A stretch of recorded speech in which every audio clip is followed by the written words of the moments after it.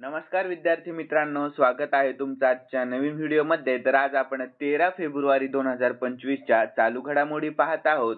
यामध्ये आपण एकूण खूप महत्त्वाचे काही 10 प्रश्न आणि त्यांचे स्पष्टीकरण पाहण्याचा प्रयत्न केलेला आहे. आणि तुम्हाला जर या व्हिडिओची PDF हवी असेल तर व्हिडिओच्या डिस्क्रिप्शन बॉक्समध्ये आपल्या टेलिग्राम चॅनलची लिंक आहे. तेथे तुम्हाला सर्व व्हिडिओच्या PDF अगदी फ्रीमध्ये मिळतील. तर मित्रांनो, थोडाही वेळ वाया न घालवता आपण या व्हिडिओला सुरुवात करूयात. तर या अगोदर आपण कालच्या चालू घडामोडी पाहून घेऊयात. आणि कालचा पहिला प्रश्न होता, अमेरिकेमध्ये प्रथमच कोणता विषाणू ओळखला गेलेला आहे जो उंदरांपासून मानवांमध्ये पसरू शकतो? तर कॅम्प हिल व्हायरस हा. यानंतर एरो इंडिया 2025 कोणत्या शहरात आयोजित केला जात आहे? तर बेंगळुरू या शहरामध्ये. यानंतर कोणत्या देशाने अलीकडे ऑपरेशन डेव्हिल हंट सुरू केले आहे? तर बांगलादेश या. यानंतर पुढील प्रश्न, अलीकडे कोणी फिश 2025 सॉफ्टवेअर लॉन्च केले आहे? तर इस्रोने केलेले आहे. यानंतर मार्कस स्टॉयनिस हा कोणत्या देशाचा प्रसिद्ध खेळाडू आहे ज्याने अलीकडेच एकदिवसीय क्रिकेटमधून निवृत्ती जाहीर केली आहे? तर ऑस्ट्रेलिया या. यानंतर धर्मांतर विरोधी विधेयक कोणत्या विधानसभेत मांडण्यात आले आहे? तर राजस्थान या. यानंतर पुढील प्रश्न, कोणत्या राज्याचे मुख्यमंत्री एन बिरेन सिंग यांनी आपल्या पदाचा राजीनामा दिला? तर मणिपूर. यानंतर रोस्कोमोसचे नवीन प्रमुख म्हणून रशियाने अलीकडे नुकतीच कोणाची नियुक्ती केलेली आहे? तर दिमित्री बाकाबोव यांची.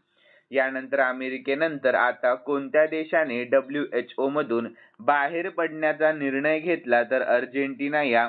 यानंतर मित्रांनो, कालचा शेवटचा प्रश्न पाहूया. तर फूड अँड ड्रिंक श्रेणीतील जगातील दुसरे सर्वाधिक डाउनलोड केले जाणारे ॲप कोणते आहे? तर झेप्टो. यानंतर मित्रांनो, आपण आजच्या चालू घडामोडी पाहूयात. आणि आजचा पहिला प्रश्न असणार आहे, तर थाईपुसम उत्सव 2025 कोणत्या राज्यात सुरू झाला? तर याचे योग्य उत्तर ऑप्शन बी, तामिळनाडू या राज्यामध्ये. तर याविषयी महत्त्वाची माहिती पाहूयात.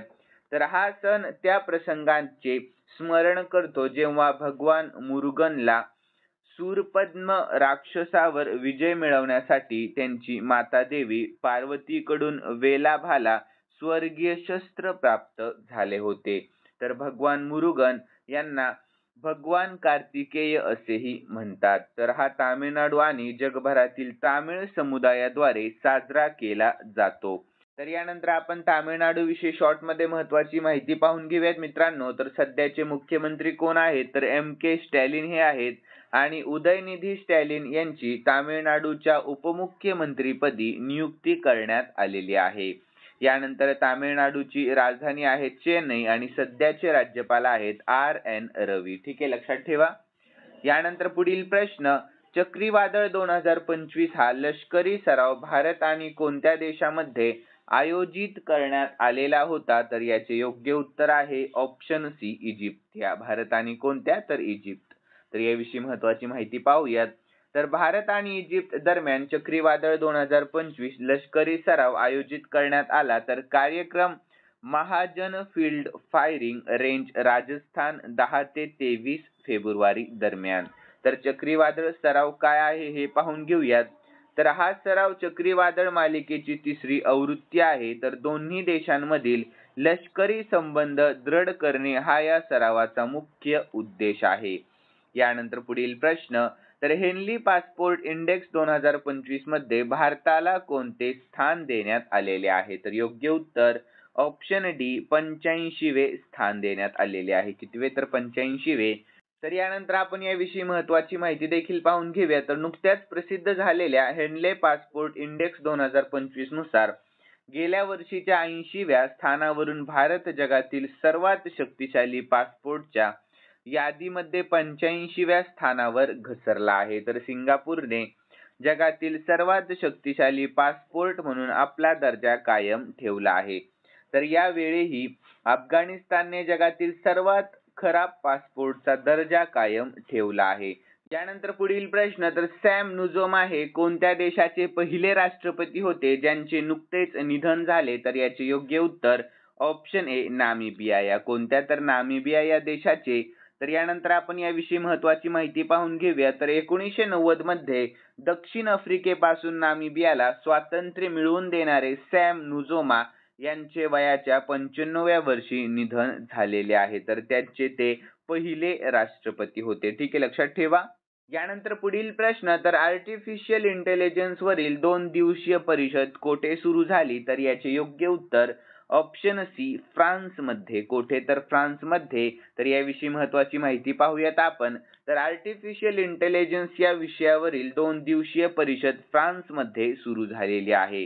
तर त्यांचा दौरा विशेषतः आर्टिफिशियल इंटेलिजन्स, संरक्षण, व्यापार आणि धोरणात्मक भागीदारीवर लक्ष केंद्रित करेल. यानंतर पुढील प्रश्न, 100 गिगावॅट सौर ऊर्जा क्षमता गाठणारा भारत कितवा देश बनला आहे? तर योग्य उत्तर ऑप्शन बी, चौथा. कितवा? तर चौथा देश बनलेला आहे. तर यानंतर आपण याविषयी महत्त्वाची माहिती पाहून घेऊया. तर चीन, अमेरिका आणि जर्मनी नंतर 100 गिगावॅटचा टप्पा पार करणारा भारत हा चौथा सर्वात मोठा देश बनलेला आहे. तर नवीकरणीय ऊर्जा स्रोतांमध्ये प्रामुख्याने सौर, पवन, जलविद्युत आणि पवन ऊर्जा यांचा समावेश होतो. तर सौर ऊर्जाचा वाटा एकूण स्थापित नूतनीकरणक्षम ऊर्जा क्षमतेच्या 47% आहे. यानंतर पुढील प्रश्न, भारताने कोणत्या वर्षापर्यंत लिम्फॅटिक फायलेरियासिस मुक्त होण्याचे लक्ष्य ठेवलेले आहे? तर योग्य उत्तर ऑप्शन बी, 2027 पर्यंत. तर यानंतर आपण याविषयी महत्त्वाची माहिती देखील पाहून घेऊया. तर केंद्र सरकारचे उद्दिष्ट 2027 पर्यंत देशातील लिम्फॅटिक फायलेरियासिस रोगाचे उच्चाटन करण्याचे आहे. तर लिम्फॅटिक फायलेरियासिस बद्दल आपण महत्त्वाची माहिती पाहून घेऊयात. तर लिम्फॅटिक फायलेरियासिस, ज्याला सामान्यतः हत्तीरोग म्हणूनही ओळखले जाते, तर हा शारीरिक दृष्ट्या विकृत आणि अक्षम करणारा रोग आहे. यानंतर पुढील प्रश्न, नुकतीच मुंबई ओपन 2025 टेनिस स्पर्धा कोणी जिंकलेली आहे? तर योग्य उत्तर ऑप्शन ए, जिल टिचमनने जिंकलेली आहे. कोणी? तर जिल टिचमनने. तर यानंतर आपण याविषयी महत्त्वाची माहिती पाहून घेऊया. तर स्वित्झर्लंडच्या जिल टिचमनने अंतिम फेरीत थायलंडच्या मनाचाया सवांगकाऊचा पराभव करून 2025 मुंबई ओपन टेनिस स्पर्धेचे एकेरीचे विजेतेपद पटकावले. तर मुंबई ओपन ही WTA म्हणजेच महिला टेनिस असोसिएशन स्पर्धा आहे आणि भारतात आयोजित केलेली एकमेव WTA स्पर्धा आहे. यानंतर पुढील प्रश्न, तर भारतीय लष्कर आणि भारतीय वायुसेनेचा विंग्स रायडर्स हा संयुक्त लष्करी सराव कोठे आयोजित करण्यात आला? तर योग्य उत्तर ऑप्शन बी, पूर्व कमांडमध्ये आयोजित करण्यात आलेला आहे. तर याविषयी महत्त्वाची माहिती, तर भारतीय लष्कर आणि भारतीय वायुसेनेने संयुक्तपणे पूर्व कमांडमध्ये विंग्स रायडर्स नावाचा एक मोठा प्रशिक्षण सराव केला. तर विशेष हवाई ऑपरेशन्सवर लक्ष केंद्रित करून हा सराव आंतरसेवा समन्वय वाढवणे आणि मजबूत करणे हा होता. तर यानंतर पुढील प्रश्न, अमेरिकेचे राष्ट्राध्यक्ष डोनाल्ड ट्रम्प यांनी कोणता दिवस अमेरिकेचा गल्फ डे म्हणून ओळखला आहे? तर योग्य उत्तर ऑप्शन बी, 9 फेब्रुवारी हा दिवस. कोणता? तर 9 फेब्रुवारी. तर याविषयी महत्त्वाची माहिती पाहूयात.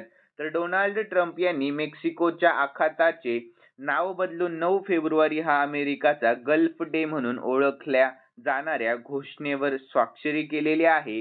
तर US कोस्ट गार्डने अधिकृत संप्रेषणांमध्ये अमेरिकेचे गल्फ हा शब्द वापरण्यास सुरुवात केलेली आहे. यानंतर मित्रांनो, आजचा एक प्रश्न आपण एक्स्ट्रा घेतलेला आहे कारण खूप महत्त्वाचा प्रश्न आहे. प्रश्नाकडे लक्ष द्या. तर 11वा प्रश्न, तर ग्लोबल लीड ग्रीन बिल्डिंग्स 2024 मध्ये भारताला कोणते स्थान मिळालेले आहे? तर याचे योग्य उत्तर ऑप्शन सी, तृतीय स्थान मिळालेले आहे. कितवे? तर तृतीय.